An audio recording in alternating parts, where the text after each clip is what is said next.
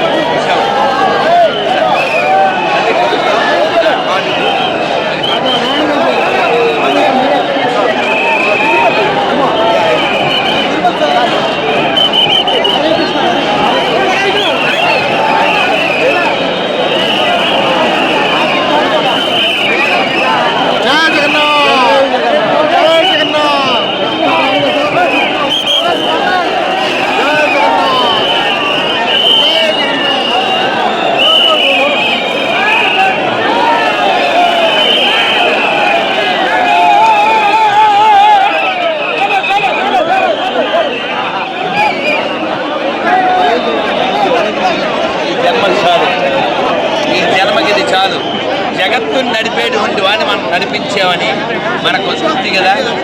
జగత్తుకి బలాన్ని ఇచ్చేటువంటి వాడిని మనం బలంతో లాగాం కదా.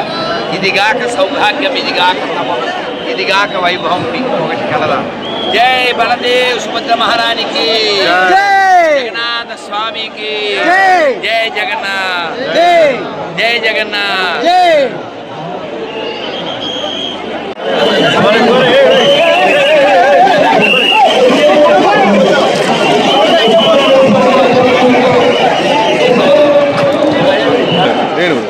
చూడండి, అద్భుతమైనటువంటి బలరాముడి రథం కదిలి వచ్చింది.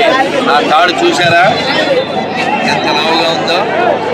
ఈ తాడు పుట్టిన పుణ్యం, జగన్నాథుడిని దర్శించిన, బలరాముడిని దర్శించిన ధన్యం. దర్శనం చేయండి, స్పర్శనం చేయండి, శ్రవణం చేయండి, జగన్నాథుడిని కీర్తించండి. ఈ జగత్తులో ఆనందంగా జీవించండి. జై జగన్నాథ్, జై జగన్నాథ్, జై బలదేవ్. బలరాముడి రథం, బలరాముడి రథం, బలరాముడు కృష్ణుడి యొక్క అన్నగారు మనందరూ తెలుసు. ఆ వెనకాల సుభద్రమాయి, ఆ తర్వాత జగన్నాథుడు. చూడండి అంతటా జనం, అంతటా భక్తుల భయం, ఆనందం, ఆనందం, అద్భుతం.